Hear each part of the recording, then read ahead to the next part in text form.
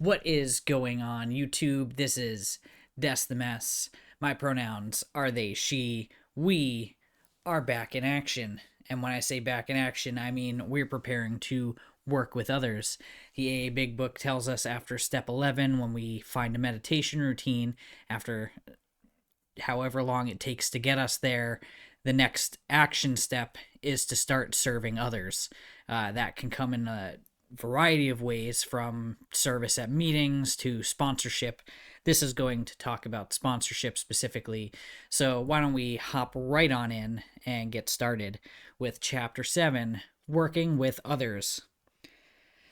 Practical experience shows that nothing will so much ensure immunity from drinking as intensive work with other alcoholics. It works when others fail. This is our 12th suggestion. Carry this message to other alcoholics.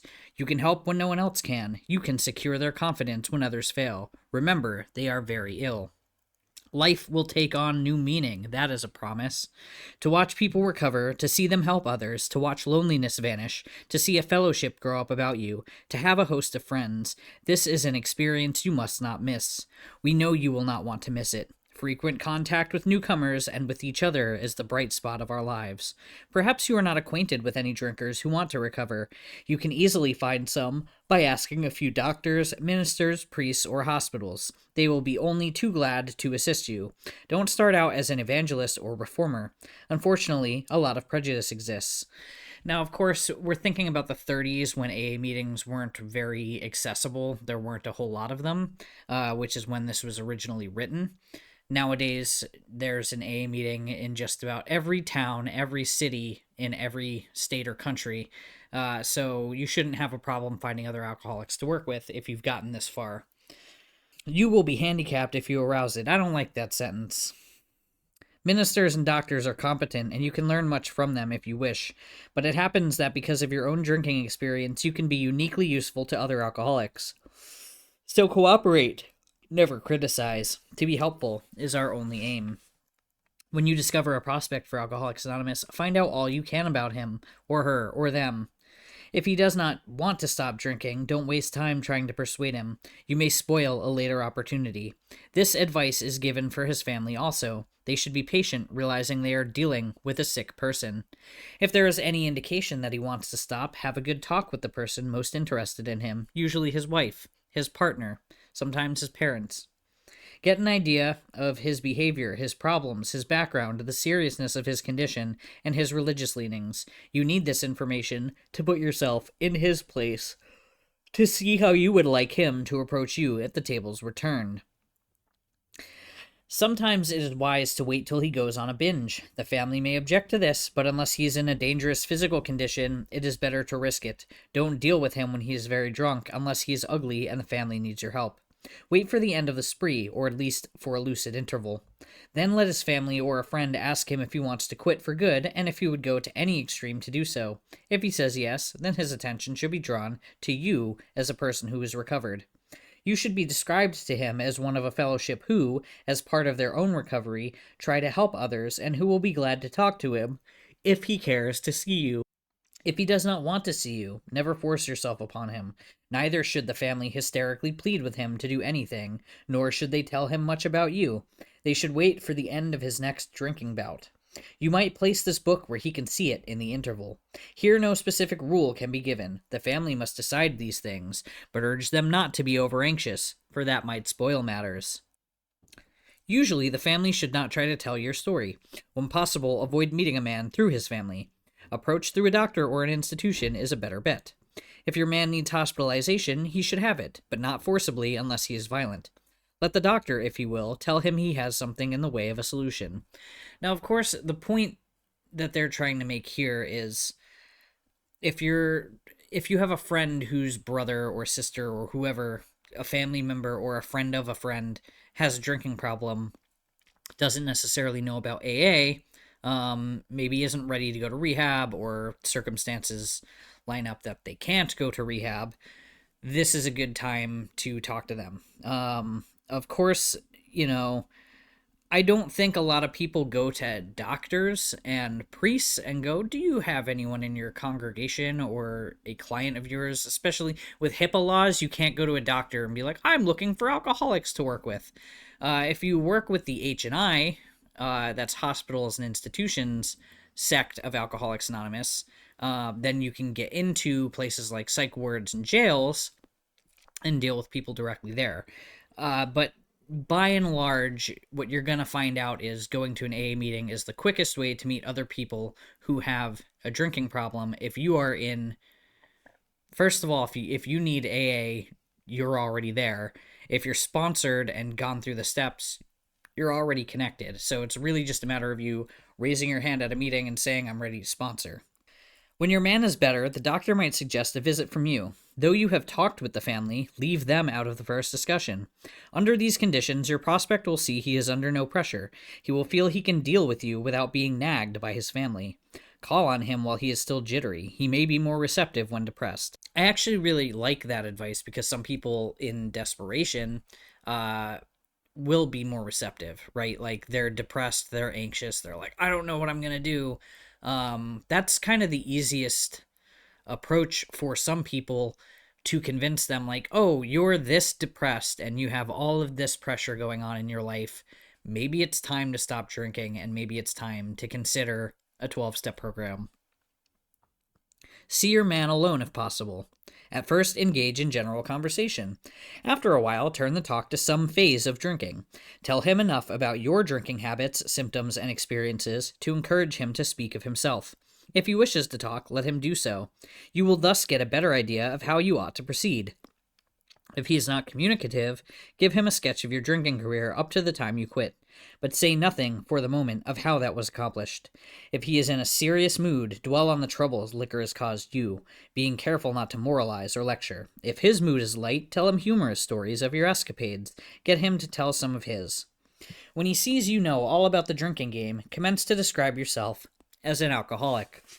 Tell him how baffled you were, how you finally learned that you were sick. Give him an account of the struggles you made to stop.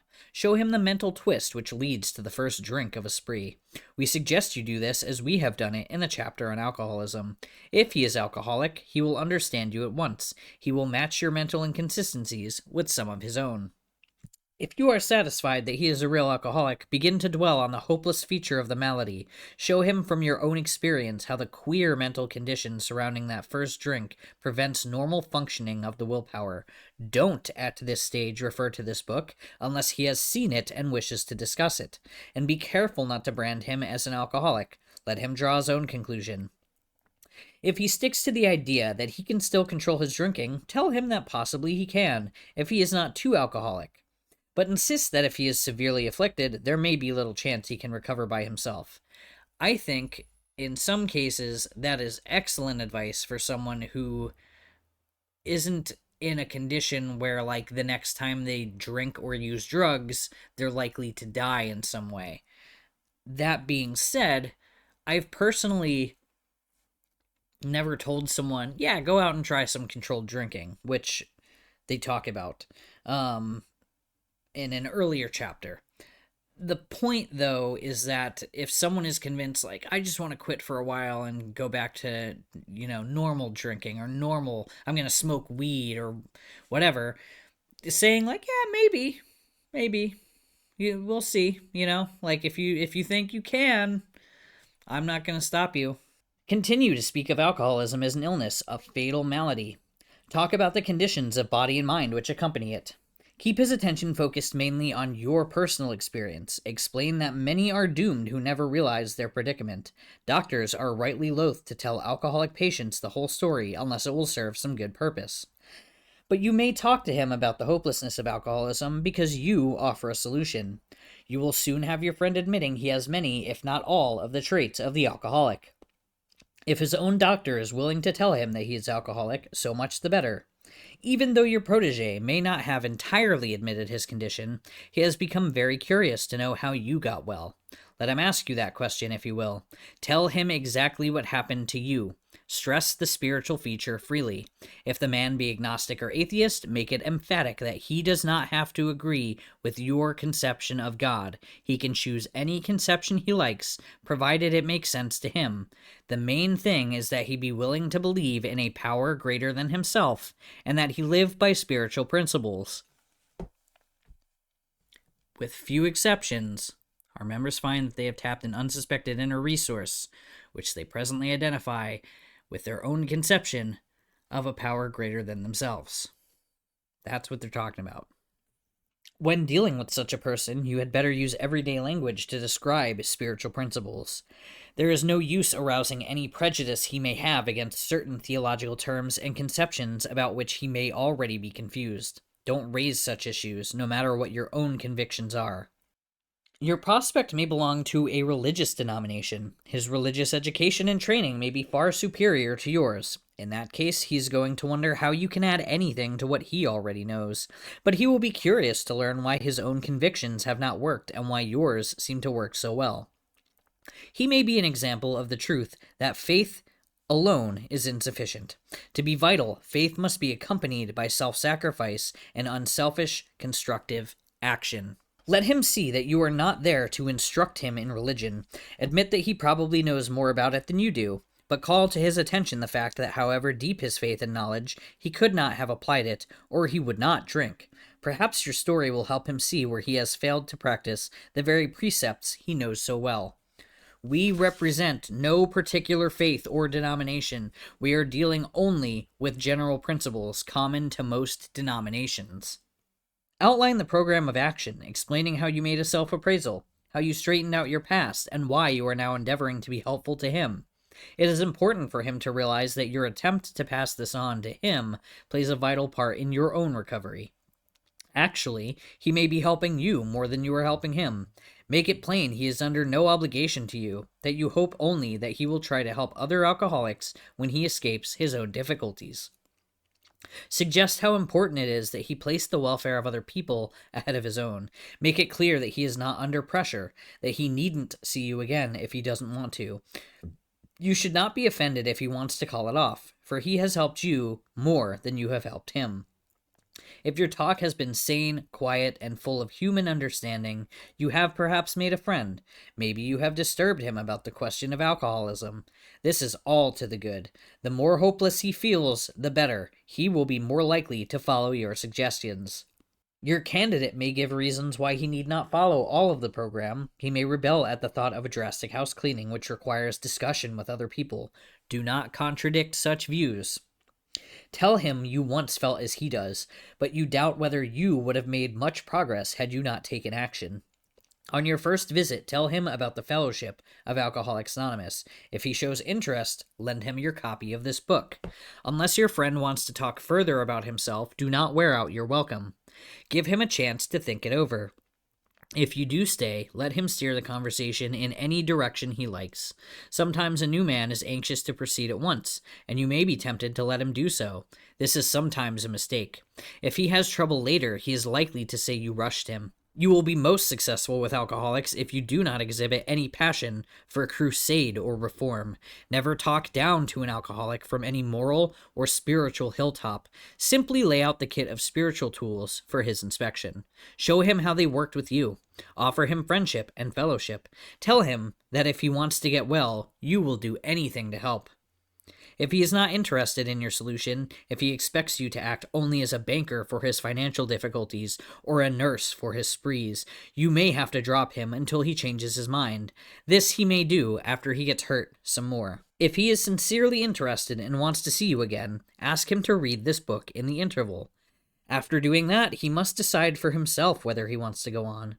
He should not be pushed or prodded by you, his wife, or his friends. If he is to find God, the desire must come from within.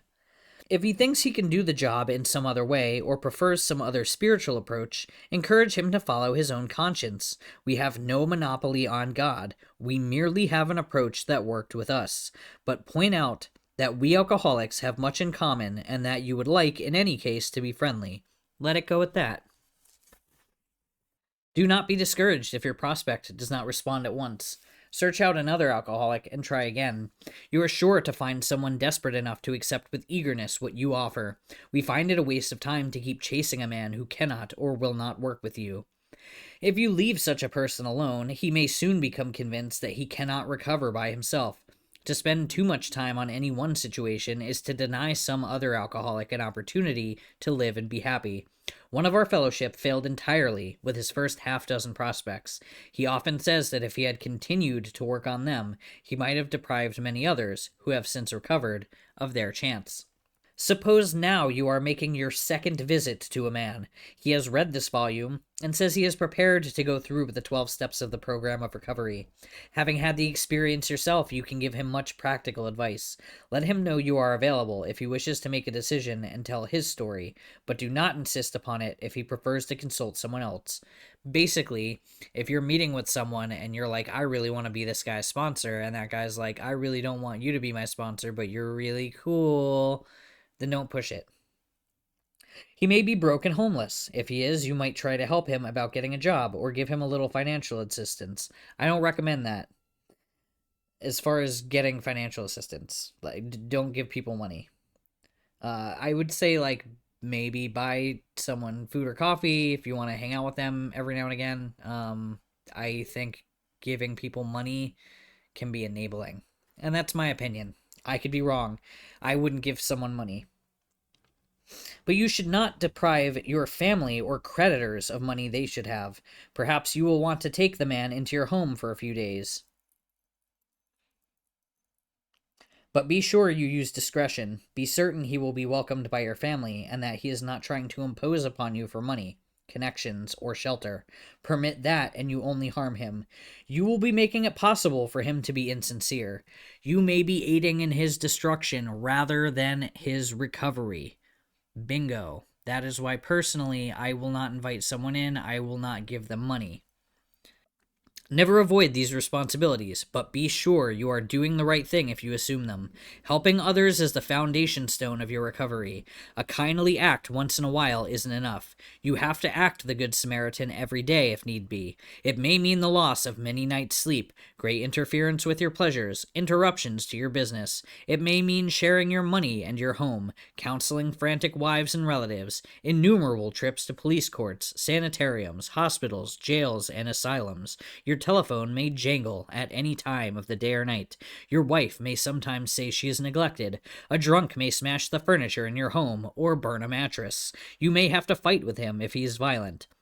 Sometimes you will have to call a doctor and administer sedatives under his direction. Another time, you may have to send for the police or an ambulance. Occasionally, you will have to meet such conditions. In a lot of places, rehabs are pretty accessible, so I wouldn't recommend having someone detox at your house unless you are already really close to them and have some level of trust. I would not recommend having a stranger detox on your couch, or bring a stranger into your home and give them money and get them a job when they ought to be focusing on their recovery. Again, that's my opinion. I work as a substance use counselor. I feel like I have a somewhat educated opinion on the idea that people who want help will get help and they will continue to work for their recovery, and anything else can be enabling. So just be careful. Use discretion. We seldom allow an alcoholic to live in our homes for long at a time. It is not good for him, and it sometimes creates serious complications in a family. Again, my answer is no. Though an alcoholic does not respond, there is no reason why you should neglect his family. You should continue to be friendly to them. The family should be offered your way of life. Should they accept and practice spiritual principles, there is a much better chance that the head of the family will recover. And even though he continues to drink, the family will find life more bearable. Again, this language is assuming at the time it was written that man is head of the family, wife doesn't work because she's raising the kids, so having him crash on your couch for a week or two while he detoxes, because rehabs weren't a mainstream thing at that point, is kind of their way of doing it. At this point, there are a lot more resources for people, so I wouldn't recommend putting yourself or people that you care about and live with in harm's way. For the type of alcoholic who is able and willing to get well, little charity in the ordinary sense of the word is needed or wanted. The men who cry for money and shelter before conquering alcohol are on the wrong track. Yet we do go to great extremes to provide each other with these very things when such action is warranted. This may seem inconsistent, but we think it is not. It is not the matter of giving that is in question, but when and how to give. That often makes the difference between failure and success. The minute we put our work on a service plane, the alcoholic commences to rely upon our assistance rather than upon God. He clamors for this or that, claiming that he cannot master alcohol until his material needs are cared for. Nonsense. Some of us have taken very hard knocks to learn this truth. Job or no job, wife or no wife, we simply do not stop drinking so long as we place dependence upon other people ahead of dependence on God. Higher power. Burn the idea into the consciousness of every man that he can get well regardless of anyone. The only condition is that he trust in God and clean house. Now the domestic problem. There may be divorce, separation, or just strained relations. When your prospect has made such reparation as he can to his family, and has thoroughly explained to them the new principles by which he is living, he should proceed to put those principles into action at home. That is, if he is lucky enough to have a home. Though his family be at fault in many respects, he should not be concerned about that. He should concentrate on his own spiritual demonstration. Argument and fault-finding are to be avoided like the plague. In many homes, this is a difficult thing to do, but it must be done if any results are to be expected. If persisted in for a few months, the effect on a man's family is sure to be great. The most incompatible people discover they have a basis upon which they can meet. Little by little, the family may see their own defects and admit them. These can then be discussed in an atmosphere of helpfulness and friendliness. This was written before Al-Anon was a thing. Back in the day, Bill W.'s wife was basically the first Al-Anon member. She would counsel wives and family of the husbands, because it was mostly the husbands who were drinking. And that's, not representative of the population. That's just representative of the people who joined Alcoholics Anonymous. Like the first 100 people were mostly cishet white men who were married with, kids. And Bill W.'s wife would help kind of have their own meetings basically in one room of the house while all the AA members were having their meeting in a different room. And that's kind of the history of how Al-Anon started. After they have seen tangible results, the family will perhaps want to go along. These things will come to pass naturally and in good time, provided, however, the alcoholic continues to demonstrate that he can be sober, considerate, and helpful, regardless of what anyone says or does. Of course, we all fall much below this standard many times, but we must try to repair the damage immediately, lest we pay the penalty by a spree. If there be divorce or separation, there should be no undue haste for the couple to get together. The man should be sure of his recovery. The wife should fully understand his new way of life. If their old relationship is to be resumed, it must be on a better basis, since the former did not work. This means a new attitude and spirit all around. Sometimes it is to the best interests of all concerned that a couple remain apart. Obviously, no rule can be laid down. Let the alcoholic continue his program day by day. When the time for living together has come, it will be apparent to both parties. Let no alcoholic say he cannot recover unless he has his family back. This just isn't so. In some cases, the wife will never come back for one reason or another. Remind the prospect that his recovery is not dependent upon people. It is dependent upon his relationship with God. We have seen men get well whose families have not returned at all. We have seen others slip when the family came back too soon. Both you and the new man must walk day by day in the path of spiritual progress. Here's another promise. If you persist, remarkable things will happen. When we look back, we realize that the things which came to us when we put ourselves in God's hands were better than anything we could have planned.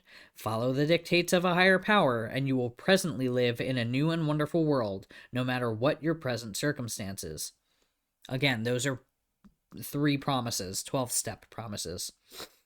When working with a man and his family, You should take care not to participate in their quarrels. You may spoil your chance of being helpful if you do, but urge upon a man's family that he has been a very sick person and should be treated accordingly.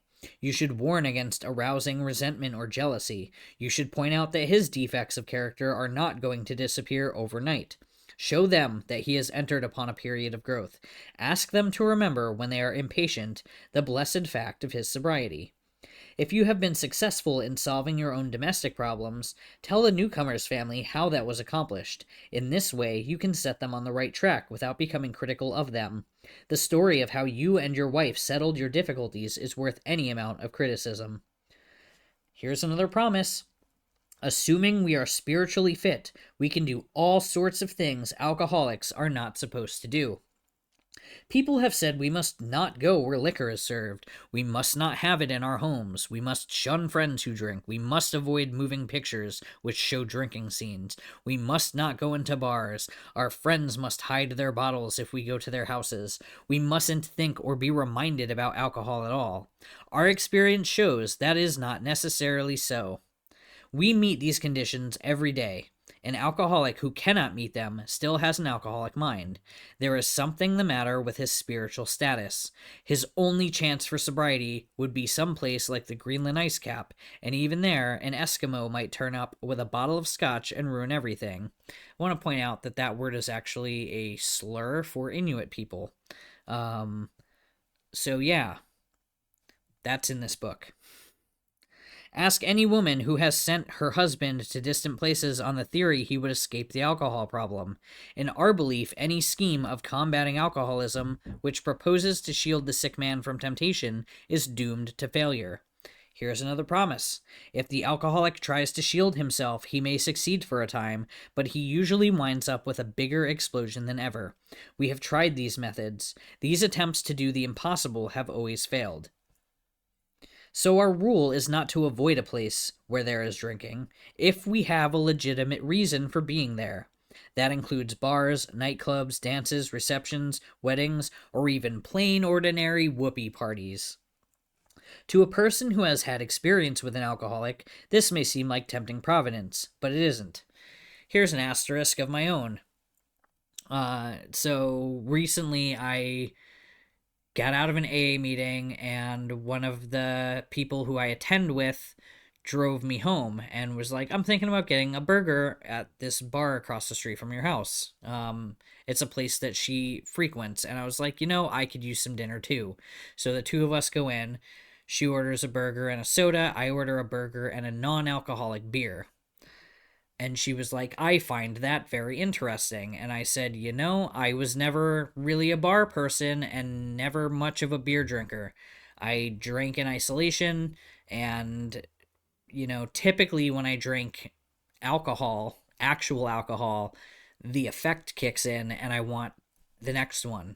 With an NA beer, it's kind of like drinking a wheat-flavored soda is the best I can put that. I don't really love the taste of non-alcoholic beer, or regular beer for that matter, but there's something social about drinking a beer with a burger at a bar that I feel like I can indulge in with a non-alcoholic beer. That being said, my very first relapse in 2019 started off with CBD-based weed. So I was smoking CBD buds, and that quickly turned into THC buds because there was an effect that I got from the CBD buds that I was like, it would just be better if I was smoking the real thing. I don't know why I don't get that from an NA beer. Like, I can sit and just nurse an NA beer and be fine. I go out to a different local bar with a friend of mine every couple of months, and usually he orders me a beer or two, non-alcoholic, and then I'm just good, right? Like, it doesn't affect me. I don't feel like I need to drink it. There's something social about it. I don't really know how to explain it. But it doesn't make me feel drunk, so I don't want more of them. It's like I will have one and maybe a second one, and then I'm good. And like, if I could do that with alcohol, I wouldn't be an alcoholic.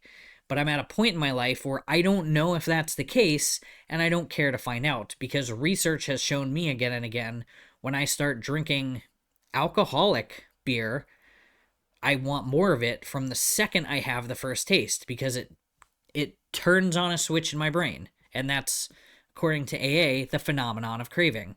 I don't get that same feeling from drinking a non-alcoholic beer, because it's, like I said, wheat soda. You will note that we made an important qualification.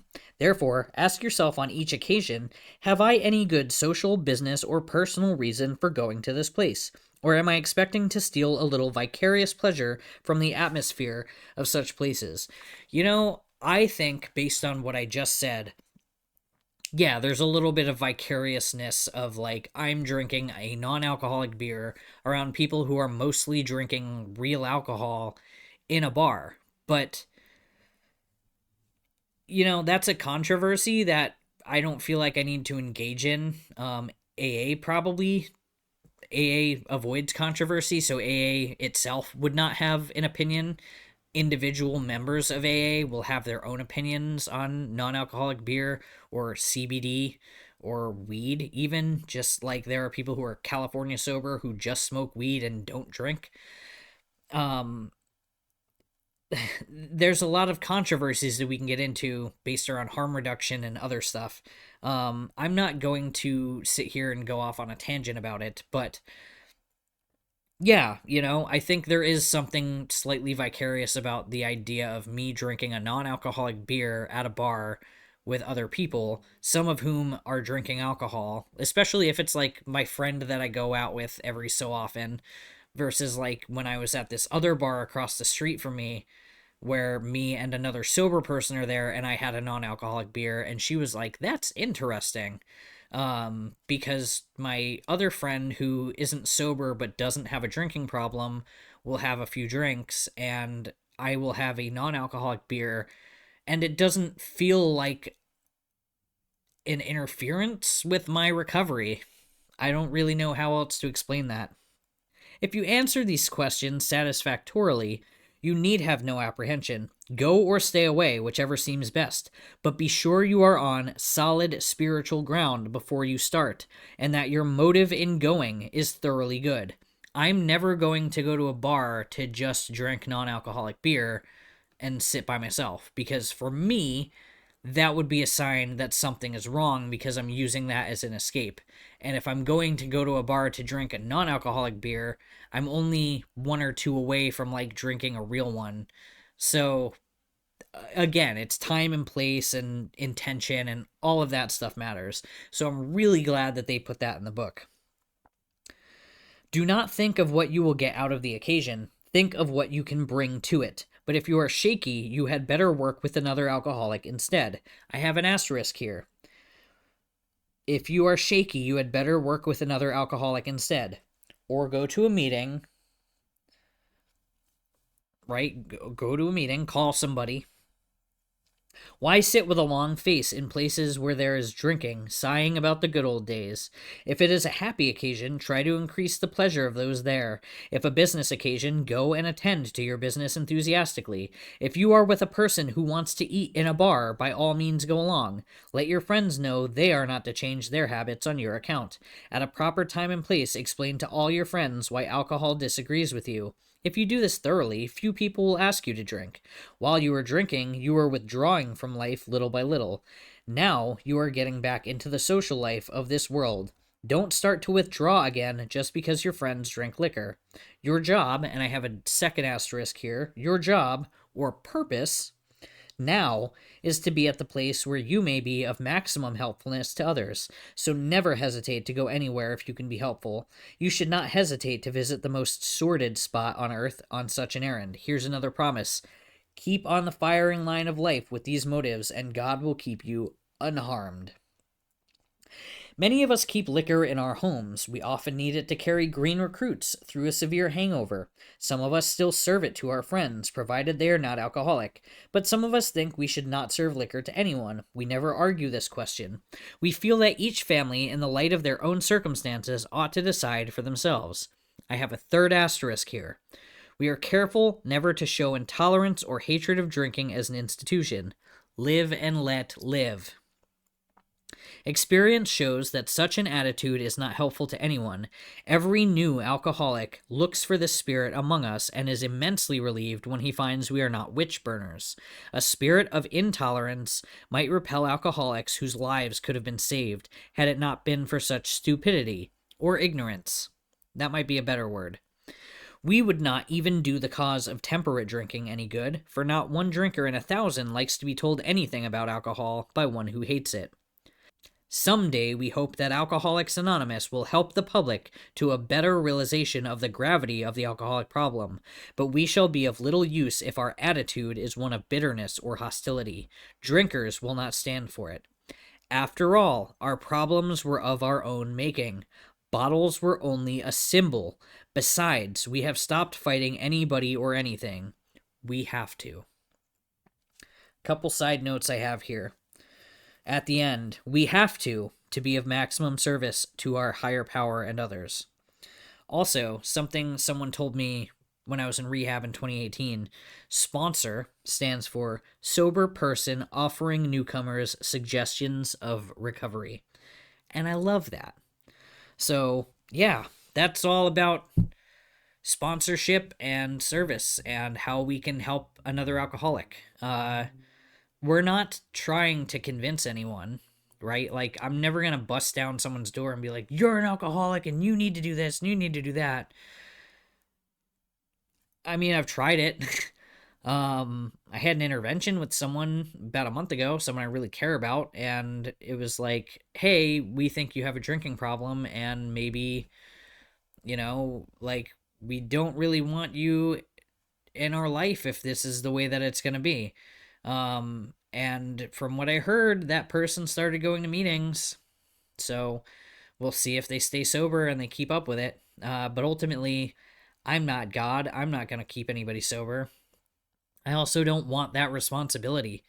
It's too much, truly. I have my own sobriety to keep, and I feel like I'm pretty damn good at it. And not to say that I'm impervious, but I'm at a point where, most days I just kind of float by, and that feels good. So taking responsibility for someone else's sobriety sounds like an Al-Anon issue, and maybe that's a story for another time. But if you made it this far, we've done pretty good. So the next chapter, Two Wives, is arguably the most controversial chapter we're going to read. And I'm not going to spoil it, but it's called Two Wives, and there's debate about whether or not wives actually had anything to do with writing it. That's all I'm going to say on that. We will read it in 2 weeks. I will see you back. You know what to do. Like, subscribe, comment, follow, share with your friends. I'm going to be better about uploading regularly, like I have been for a while. If you've been following along recently, you'll notice there was a 3-week gap between my last video and this one because I took 2 weeks of not uploading. So 2 weeks from now, I will have another AA video up. A week from now, I will have an ICP video up. And that's going to be how it's going to be. And if something else comes up, I'll do with that what I can.